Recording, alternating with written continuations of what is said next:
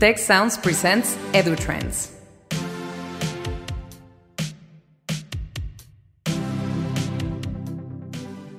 Well, I'm with Martin Paul, who is the president of Maastricht University, and he is here to deliver a conference, a talk in our International Conference of Educational Innovation. Thanks for being here. Thank you for inviting me. And as I was telling you before we start this talk, we have followed your university on the last 20 years. We have admired what you have doing in the problem-based teaching method. And what are the new advancements of university on this?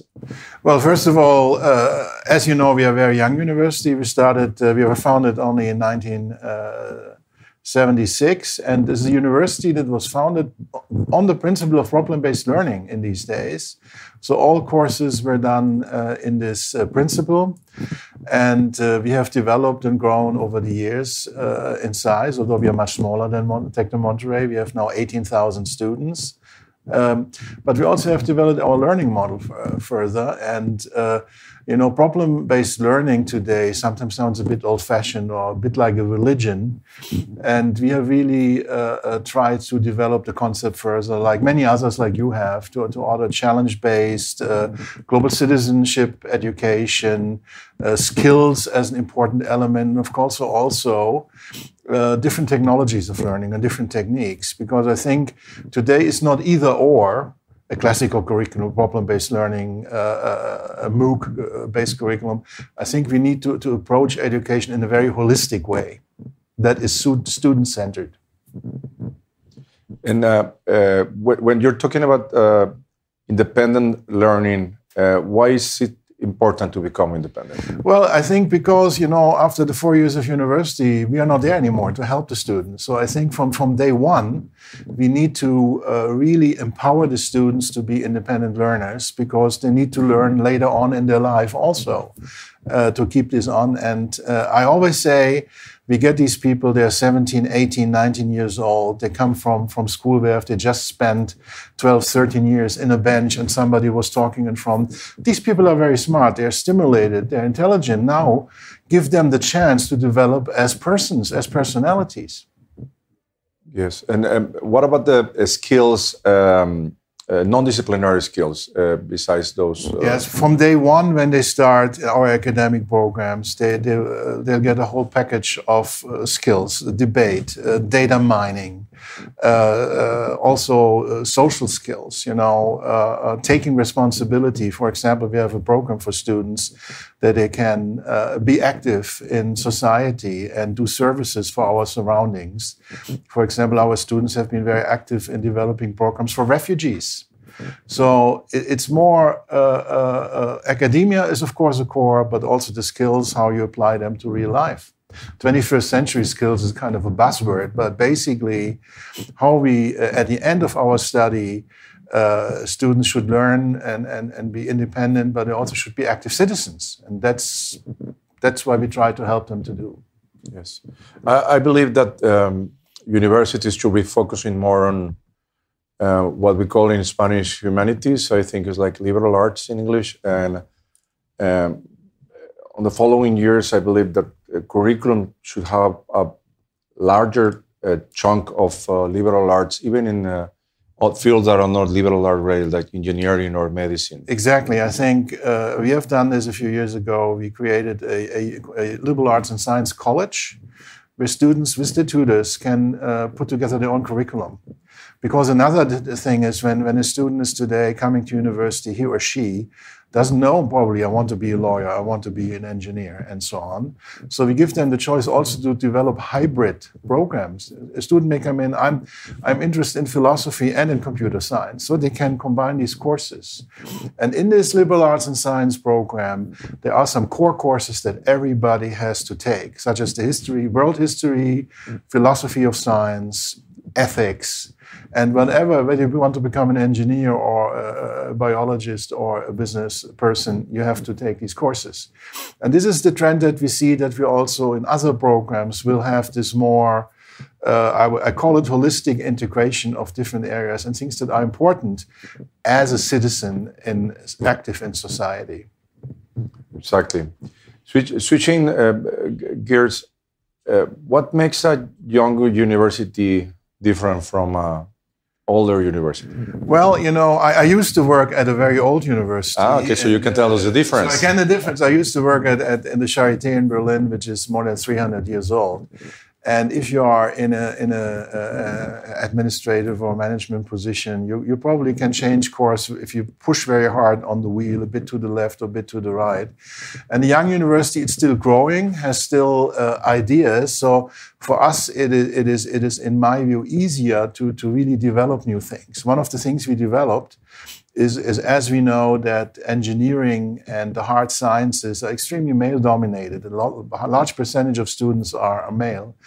We started with a kind of liberal arts-oriented science program where we give also the students flexibility. They say, I want to do something with sciences, but I don't know whether I want to be material engineering or a mathematician or a computer scientist. And this kind of flexible approach to guide students to a discipline also led that we have 50% females in this program.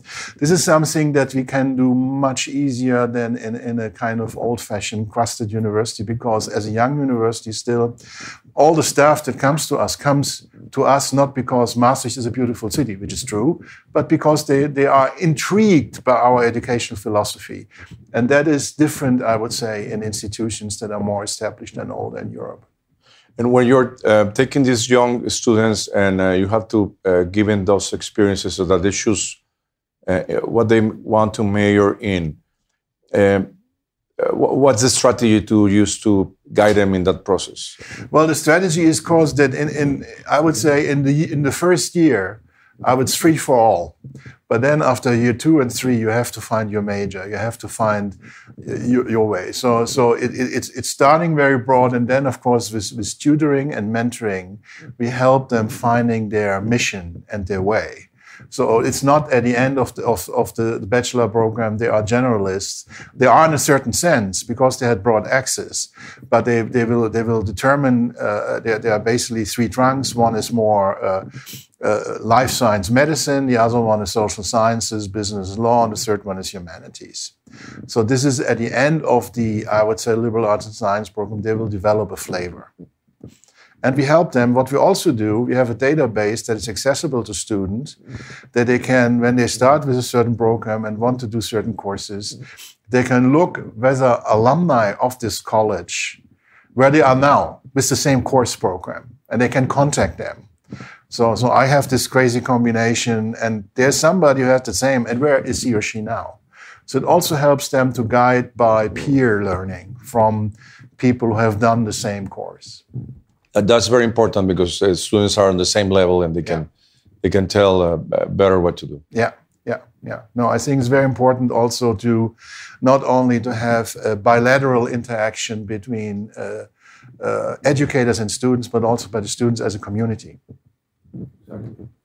So you're the chair of Young Universities for the Future of Europe. Yes, that's true. That's a project that started with the idea of Emmanuel Macron, which said we have developed new ideas about the European universities of the future.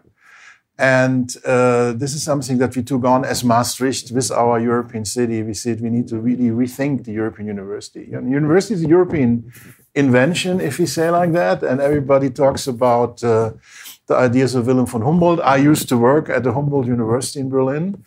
And he has, of course, had fantastic contributions. But I think he also was developing these ideas in a very centralistic state. With very elitist ideas. You know, his idea of the university was a university only for the elite.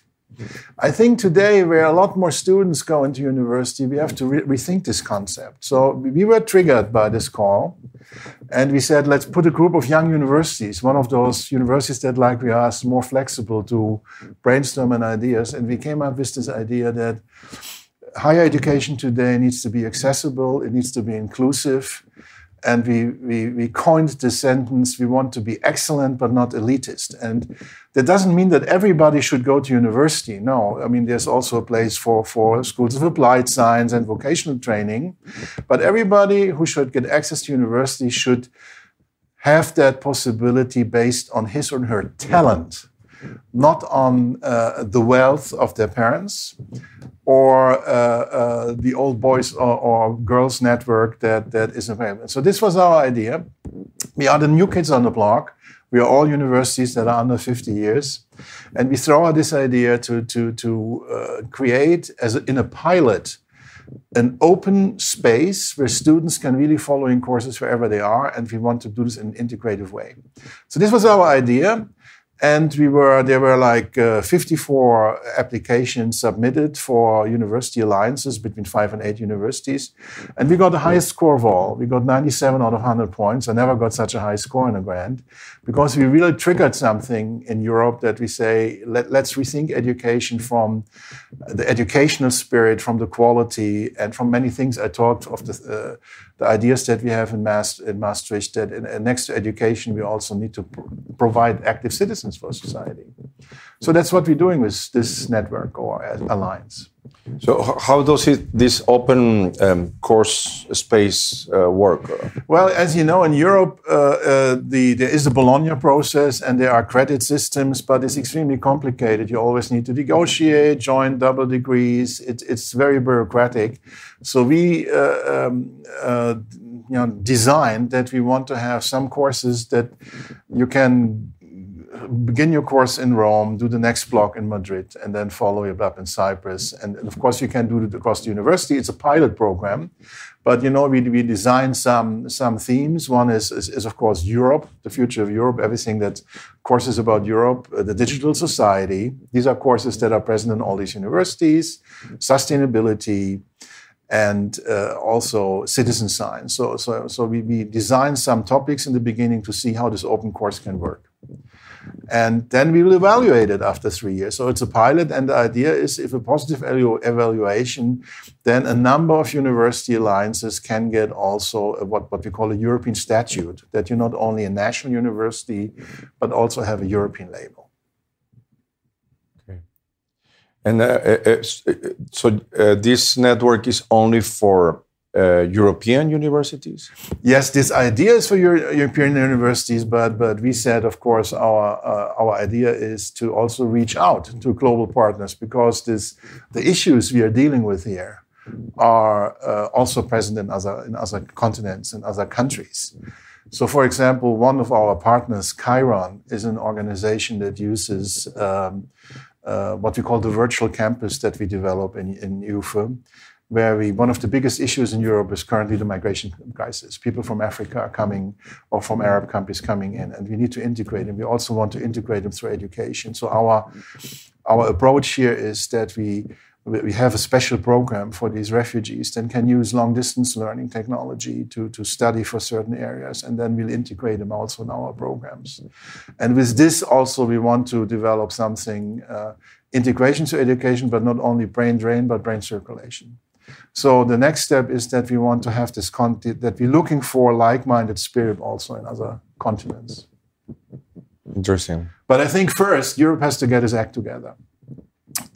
We first have to rethink European education, and then in this process make it also accessible for others. In the context of the world right now, where you see some postures that are more nationalistic, like let's take, for example, Brexit as an example. Yes, but there are many examples in different countries in the world. In Europe, as the dream of a bloc of people living together and sharing a lot of things, what do you think are the skills of citizens for the future? How the citizen of the future should be? I think number one, you have to have some sort of cultural understanding and understanding that people are different, have different backgrounds, different needs. And in our international classroom that we employ in Maastricht in our youth network, we try to create that atmosphere. Number two, we need to get rid of the idea of inequality, which is very difficult. It's a long-term process. But if we give our students the tools, for example, with global citizenship, education, where we train them in certain, not only knowledge about these facts, but also about, again, the skills that you need to address this, then you have probably make a good contribution. A lot of our graduates work in NGOs and are active also in the next to their studies in this area. So it's a long-term process. But in the end, I think the solution to populism and nationalism is knowledge. It is providing education, getting smart people, getting a generation back that is not depending on tweets as a knowledge base. Yes. So it's a long-term project, but we call this, the Maastricht generation. These are not students from Maastricht. These are students who are born after 1992. They have never seen Europe without borders. To them, Europe means something else. To the people, the 50-plussers who voted for Brexit largely. So we need to build up this new knowledge base, and we need to do it bottom up. And we need to have, of course, it's a long-term perspective. You can't resolve this tomorrow, but you have to put an alternative on the ground to an alternative for nationalism and populism based on knowledge and based on understanding and based on cultural skills. Yes, I completely agree with you. It's a rather paradoxal that this younger generation that were born with technology, because technology is not new for them. Most of them, the technology was there when they were born. They get tricked by the algorithms of Facebook, Twitter, artificial intelligence, and they fail for this clickbait sort of fake news or change completely. Trying to make people change their minds and get them into a different position or political position. Yeah. But the key to that is that you can become immune against that if you develop your own knowledge, if you develop your own value system, that you're not getting fed by influencers. That's also political influences, but also you develop your own thing. You develop as an individual. To be able to value these things based on knowledge. I'm not saying it's perfect, but I strongly believe that a broad education of a high quality is a solution to a lot of problems. If you look at African countries, access to education is the most important factor for economic wealth and also to fight against inequality. And I would say the old post-Second World War Western European system of solidarity, social democracy, this is a value that needs to be protected because after 1945, Europe was or has been a bastion of liberal value, solidarity, and there's a danger that we're losing this. So that's why we put the university or the knowledge institution as a central player in this context. And that's why we also need new ways of education, of teaching. I mean, we need to move away from the classical master-apprentice system, for example. I mean, this is an old system that we need to get rid of. That's how it starts. Some people think that to try to do something with the value system in education, particularly universities, it's too late. Yes, of course. It depends what you say, but it's not worth not trying. I think we need, and this is also why people say that, because universities have been much too long refused to take their social responsibility. There used to be institutions of higher education. They used to be part, or they still are part, of the elite. But the elite is not going to resolve it in our large societal revamping. So we need to move from that corner based back to the center. If it's too late, well, future will tell. It's certainly a critical situation. And even in Europe, the story of the Central European University, which have to move from Hungary to Austria because they got too many restrictions in free speech and other issues, is a warning sign.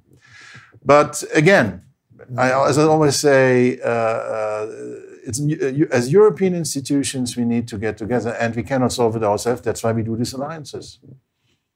We couldn't prevent Brexit, but we also have a UK partner in our program, because we say, well, there's so many times the UK or England moved out of Europe or tried to move out of Europe, but higher education, our cultural heritage is going to remain the same, whatever is the politician think. What is the role that you think that programs like Erasmus play in this more global citizenship view of the world? And well, this idea, the European University idea, is an Erasmus program. It's actually the attempt to revamp Erasmus to be a positive factor in this development. And what's quite interesting right now, the European Commission now also dedicates additional funds, research funds, also to these alliances. So it seems that this European University Alliance idea is also an entry into a new Erasmus phase. And what I hear from the new European Commission, that education is one of their sustainability and education are two of their main priorities. Do you think that it's feasible to do a program of that sort in other parts of the world, like in Latin America, for instance? Well, I would say so, but it has to be a Latin American program. So our idea is that we like to go in a dialogue with institutions in other continents, because also learning from European history, it shouldn't be a post-colonial thing, that we bring the knowledge to the world or something like that. But it's very important if you go into a dialogue with universities in Latin America, in Africa, that you also apply the principle of cultural understanding and intercultural value systems in that dialogue. What can we also learn from there?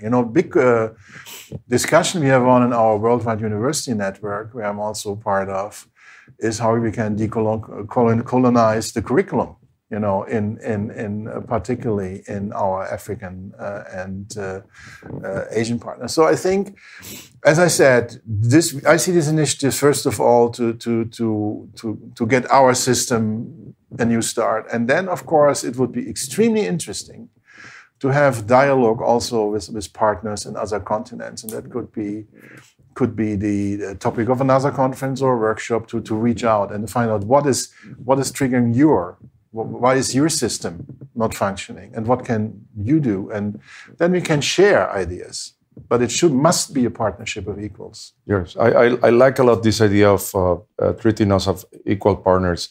But I'm intrigued by this colonization of the curriculum. Can you talk a little bit more of the colonizing the curriculum? Well, if you look at the curriculum, particularly in African universities, it's pretty much influenced by European thinkers. And I would agree that Kant is probably has a global value, but also one has to look more intensively at the I would say societal, ethical, historical value of a national system, and learn more about that and study more about that, because Kant and Hobbes and everybody has brought in by the people who colonized these countries, so they're linked to that.